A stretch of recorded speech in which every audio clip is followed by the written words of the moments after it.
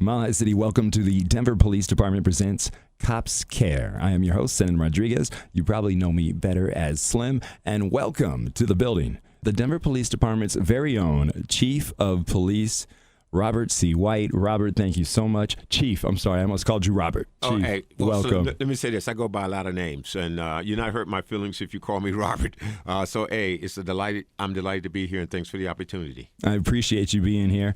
This is Cops Care and Mile High City. Each week, we want to present officers from the Denver Police Department and talk about our community because they care about our community just as we do. And to begin, of course, we have the Chief of Police here, and I wondered if we could start off by you telling the Mile High City just a little bit about yourself. Where did you grow up and so on? Well, I was actually raised in Washington, D.C., raised by a single mother, me and three sisters. My mother really didn't advocate education because she never had the opportunity to do that. So I actually had the honor of being the first person in my family to graduate from college. Always wanted to be a police officer. Mm-hmm. When I say was raised by a single mother and three sisters, she actually raised us in the church. And she did a lot as it relates to me to kind of keep me out of harm's way. Most of the kids in the neighborhood that we grew up in, which was a challenging neighborhood, socially economic, most of the kids that I grew up with and went to school with are, to be honest with you, are either incarcerated or many of them are dead. So she did a phenomenal job in kind of keeping us out of harm's way. What was your inspiration to become an officer? Well, I would tell you that when I was probably about 6 years old, I was in downtown, actually Richmond, Virginia, where I was born. But at the age of 6, we moved to D.C., so I commonly refer to D.C. as my home. We were downtown. I was with my mother, and I saw this little girl with the police officer. And I asked my mother, what was wrong with the what was wrong with the little girl? And she stated that the police officer, the little girl was lost. How she knew all of that, I don't know, by the way. The little girl was lost, and the police officer was going to help her find her parents. And believe it or not, at the age of 6, I said, that's what I want to do when I grow up. I want to be in a position to really help people. That is very cool. So we have Denver Police Chief Robert C. White here. Can you give us a glance into your family life here in the Mile High now? Yeah, actually, it's I have 3 children. They're all grown. Do they all live here? No, none of them live here. Okay. Because you moved here in 2011. I moved here in December of 2011.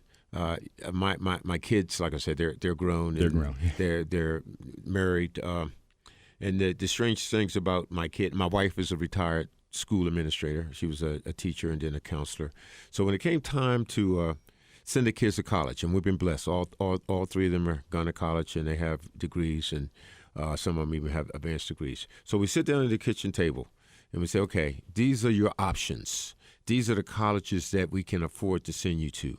And they're like, my youngest is 10 years, 12 years younger than my oldest. So they're certainly different in time. Each of them said, okay, we want to know which one is the furthest away from home. And all 3 of my kids went to a college that was available to them, which was the furthest away from home. I guess they wanted to get away from, I said they wanted to get away from mom, but I really think they wanted to get away from dad, who was the police. I was going to say, were you the chief in the house too? Yeah. No. I was not the chief in the house. Second in command. I was second in command. Mom was the chief in the house and still is the chief. There's a saying when you've been married as long as I have been, happy wife, happy life. Mm-hmm. Yeah, it keeps you safe. Yep. That's absolutely. Yep. Absolutely. So I asked you about your inspiration to first become an officer, but why did you become a police officer in general over the period of your life? And it actually evolved. That's what I mean. Yeah. But it actually goes back to that incident that occurred when I was 6 years old, when my mother explained to me that officer was trying to help that young lady find her parents. And from my perspective, I've never lost focus of that. I've done a lot of things in my career. I worked in a lot of places, had a lot of opportunities, had up and downs as it relates to my career.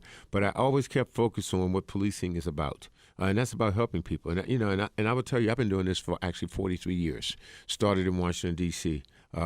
And I don't need to do this. I could retire and I would be okay.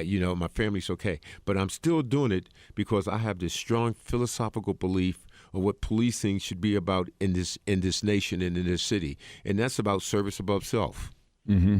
And you did retire for a short period of time, did you not, in the 90s? Yeah, I actually retired a couple of times for a short period. I retired from the Washington, D.C. Police Department, which is a very large department, in 1997. I retired on a Thursday, and I took a job that Friday in public housing.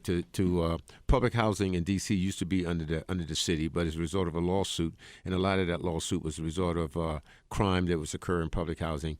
So the residents won that lawsuit, and they had a court-appointed receiver. Receiver, that's the person to oversee that.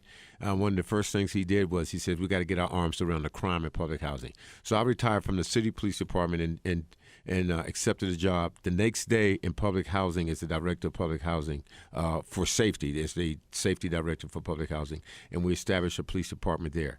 So I did that for 2 years, and that police department is still in place.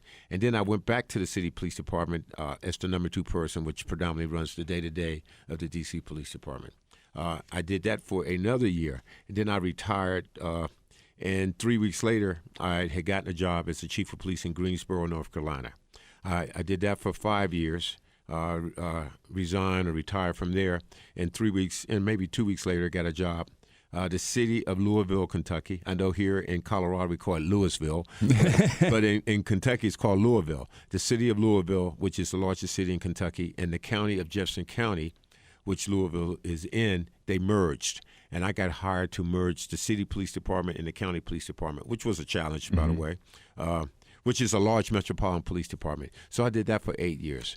And then I learned about Denver, Colorado, and some of the challenges that they were hiring, and I felt that was a good fit for what my strengths were. So I applied for that job, and through the grace and the smartness of the mayor, great mayor we have here. Great mayor we have. I ended up being the police chief here and been here for 4 years. It's kind of like every time you try to get out, they get you back in. They bring you right back. Exactly. Every time I get out, I think I really miss it. I'm ready to move on, and I still figure out that I still have a love for policing, a love for what I think we should be doing, a love for what I think our obligation is to the community. So I've been blessed to have several opportunities in different cities to help make that happen. Denver, we're giving you a chance right now to get to know your police chief. Chief Robert C. White is in the building. You've been doing this since 1972. You have been an officer of the law. What is one of the most unique experiences you've had as an officer? There's a lot of unique experiences. I think one of the most challenging experiences I've had is, unfortunately, I think I've participated in the burial of maybe actually, I know the number, 11 police officers. I say it's 13, but it's actually 11 as a police chief in various opportunities.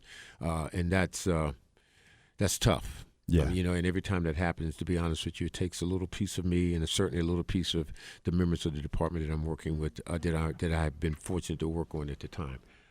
I think one of the most unique experiences is that I got to introduce the president, since I actually have been here in Denver. President Obama, who I'm a phenomenal fan of. That is so cool. He came to Denver to speak about some of the initiatives in safety from a national perspective. And I was fortunate enough to actually introduce him and actually sit at the table next to him as we had this conversation about policing across our nation. That is really cool. I know the feeling. Mine is not as good, but I had the opportunity to introduce our mayor, Michael Hancock, and I was like, woo, I'm a big fan. So I know it's not the same, but, I'm trying to relate a little bit. Okay, so we're having some fun right now. I want to ask a question for the Mile High City out there. If you could have lunch with anyone, who would it be and why? And you can't say the president because you got to meet him already. No, it wouldn't be the president. It would be a toss-up between Gandhi and Martin Luther King. And it's because... And actually, I probably need to throw Mandela in there also. I'm at awe at what they've done and specifically under some very unfavorable circumstances. Mm-hmm. Now, think about Mandela. This is a guy that's been incarcerated for 27 years, and somehow he found, through the grace of God, the willingness to forgive all of those individuals that had played a significant role in his incarceration, and eventually became the president of the very country that incarcerated him. And then I'm at all with Gandhi and Martin Luther King, pretty much for similar reasons. I mean, these are certainly individuals that have been oppressed. Probably Martin Luther King more so than Gandhi. And despite all of their experiences and despite the resistance that they have been confronted with in their efforts to make change for their countries, they withstood it all. They kept their head up, and they never resorted to violence. And they were both extremely successful. So some individuals with that kind of discipline, that kind of vision, and a lot of people have a vision, but many of them either don't have the courage, don't have the resources, lose sight of that vision over time. Those three individuals that I just talked about, they all had a vision. They all went through trials and tribulations, and they all were able, through their voice, to implement that vision. Police Chief Robert C. White is in the building. This is Denver Police Department presents Cops Care. Let's start talking about our city now. Denver's growing so fast right now. I think did they say 20,000 people a month, I believe, is coming in? Yeah, I tell you, it went from the short time that I was here from 650 to like 682,000. And I think the projection is over the course of the next couple of years, we'll be over 700,000 residents, we're currently, I think, the 18th, 19th largest city in America. But I think that number is I think we're going to get closer to that top 10, certainly within the next 4 to 5 years. A lot sooner than people are expecting. How is Denver PD handling this growth? Well, for us, it's having the resources to do it. The mayor and the council has been very supportive of the resources. Do we have all that we want as it relates to the number of police officers? No. We're trying to be very frugal with taxpayers' dollars and make presentations that are convincing to the administration to say, hey, we're doing the right things, but we still need more police officers. The mayor has made public safety one of his top priorities. So we're doing okay with that. We're not where we need to be, but I think that we're going to get there. But, I think more importantly from the police department, we spend a lot of time, especially over the course of the last 3 or 4 years, having officers understand that their greatest resource are the residents, the 680,000 residents, and the other hundreds of thousands of residents that visit our city every single year. And that those residents are more willing to work with us if they know us, if we treat them with dignity and respect, and if they have a voice on the issues that are relevant to them as it relates to their safety. So we have spent an enormous amount of time making sure that officers understand that and creating opportunities for them to be able to do that, whether it's through training or exposure or whatever it takes to get them more connected with that community for what you pay us to do, help prevent crime from occurring. But we need the eyes and ears of the community to do that. Is there currently a recruitment drive going on, or one that is coming up in the future? Yeah, absolutely. Prior to 2012, the city, like most cities in America, was in a recession. So we hadn't done a lot of hiring. But since 2012, we've been really fortunate. We've been hiring at least 2 classes a year almost since 2013. So currently we have a class in the academy that will graduate next week, actually. Starting July the 14th, we're going to have another class in the academy. For the upcoming fiscal year, we're going to hire 2 classes in the academy. So, we are aggressively recruiting. If people are interested in learning more about how to get into being an officer, is that something they can find on the website? Yeah, absolutely. They can go to denvergov.org. And there should be an icon there as it relates to employment, and there's also an icon there as it relates to the Denver Police Department. Just kind of click on that, and you can actually apply on the on the internet, and then we'll reach out to you as it relates to that application. Molly said if it's something you're interested in, it's good to take the first steps. Let's talk about marijuana for a second. How has marijuana affected the city and the police department? Well, first let me say this as it relates to marijuana. We understand, we being the police department and certainly the city, that I think there were probably close to 70% of the residents that voted to have recreational marijuana. So, the reality is that's something that we have to deal with. Second thing I want to say, a lot of people ask questions about marijuana as it relates to crime. It has not created a systemic problem or for our community and the police department as it relates to crime. We've had some challenges, though. Of all the business burglaries, 13% of those have been marijuana related, either through one of the dispensaries or one of the grows. Now, the greatest challenge that we have, and we've had some serious crimes as it relates to marijuana, but they've been, number-wise, they've been very, very, very low. But I think the real challenge that we have, and a lot of other cities are going to be faced with this also, it is still a violation of the federal government. Mm-hmm. And what that means is, while the federal government say, okay, states, you can do what you want to do as it relates to that, but you can't put your money in our banks. Mm-hmm. And all banks are federally insured. So that being said, marijuana is pretty much a cash-only business for those proprietors that are running those dispensaries. So for those handful of individuals in our community and in other communities that commit crime or ill-intended, they know that those dispensaries and those grows are cash only. Mm-hmm. So that's the challenge. The mayor and I have gone, and the mayor certainly much more than me, have gone to Washington, D.C. several times. Talked to Treasury. Treasury is the department that set banking regulations. Mm-hmm. And talk to Justice, which is the department that does enforcement from a federal perspective, to try to get them to understand the importance of having these banks, these businesses be able to put their money in these federal banks. Mm-hmm. Has it cut down on the amount of street sales? Has that helped? Was that a problem previously? Did it cause more crime? It hasn't caused more crime, but I think a lot of people were under the impression that as a result of making it legal, it'll be less of an issue and a challenge. That's not accurate. It's still a challenge.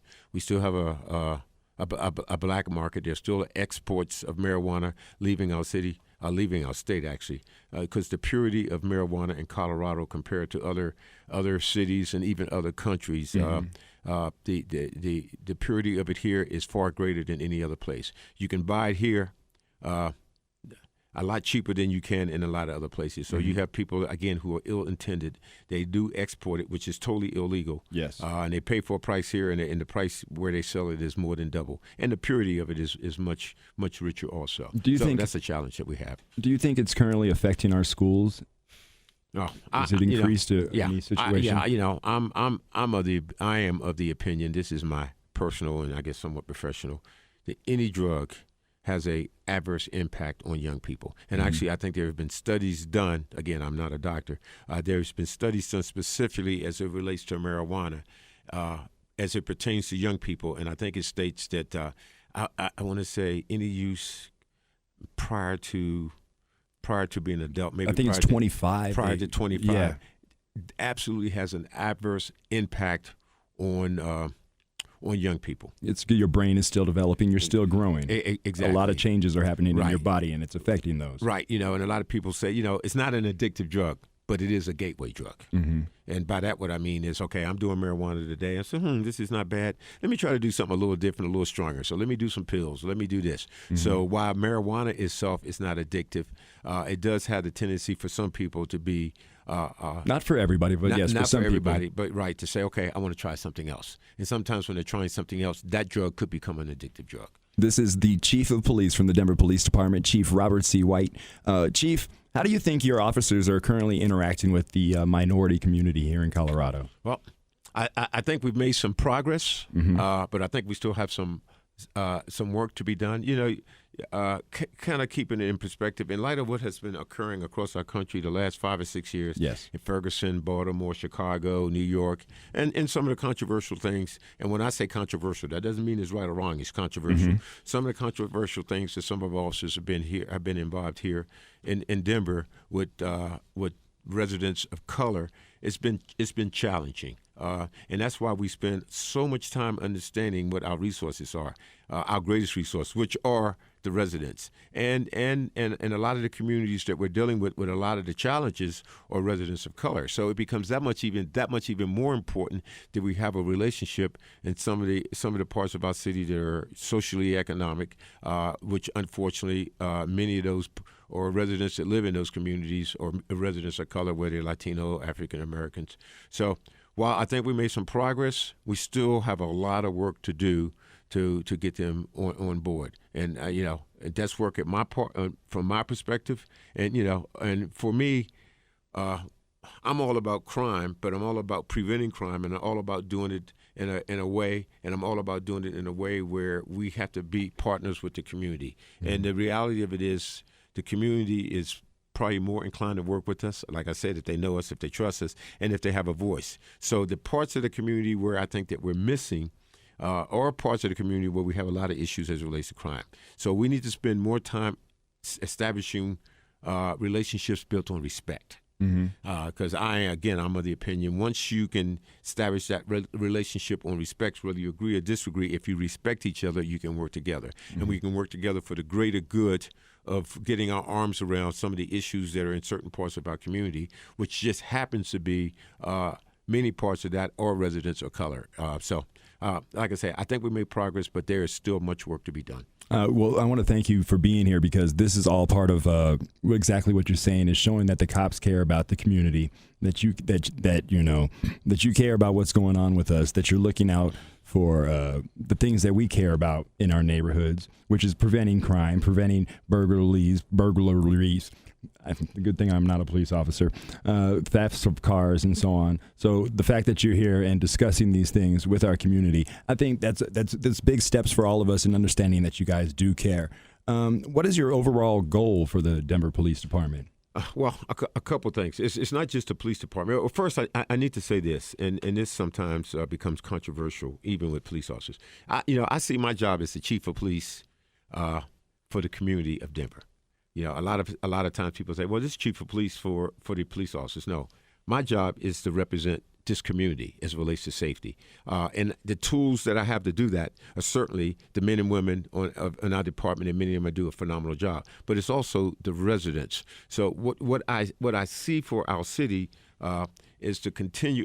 And by the way, we're consistently one of the top 10 major cities in America as it relates to safety. A major city is a city of 500,000 or more, and there's about 44 major cities in America. So we're in that upper tier as it relates to how safe we are compared to those other major cities. But again, we're not where we need to be. We gotta continue to establish those relationships, especially because we do have critics out there, mm-hmm. and many of those critics we're not going to be able to win over. But a good number of those critics we can win over by just being transparent, valuing what their issues are, because we are the community. It's not the Denver Police Department and the community. The Denver Police Department and community have to be one. So we are part of this community, and the community is part of this department. So we got to continue to sell that message externally. I got to continue, and along with the rest of the command in our community, got to continue to make sure in our department, got to continue to make sure that the men inside the department, the men and women inside the department understand that they're part of this community. And our success, any long-term success, will only be a result of our ability to partner with the community. So the long-term goal is to continue to partner with the community, to have internally have those troops understand the importance of that, create opportunities for them to do that, have a department, have a culture that will reward that also, and then externally, outside of the department, continue to talk to the community, understand what their issues are, work together with them to get our arms around those challenges, and to understand that they're actually the greatest resource that we have. It's 680,000 people that live in our city, and hundreds of thousands or more that visit it. If we have their eyes and ears, our job will pretty much all be done, because they are about their safety. We are about their safety. But we've got to work together. We've got to use the resources that we have. And the resources are not just the 1,500, 1,800 actually employees that we have, including the civilians. The greatest resource we have is 682,000 residents plus those visitors. What about folks that don't like to reach out and work with the police department? They actually, they have an ingrown fear. Policing is like any other profession. There's good and bad. Mm-hmm. I mean, I'm not going to sit here and tell you that every police officer we have is just phenomenal and just outstanding, because that's not the case. I certainly think the great majority of them are. And unfortunately, and given the environment that we're in, when something happens controversial, it paints that broad brush on all police officers in the eyes of some individuals. These officers they have over 500,000 contacts a year. Guess what? 499,000 of them are absolutely phenomenal. Mm-hmm. There's 1,000 or so becomes controversial, or they've done something wrong.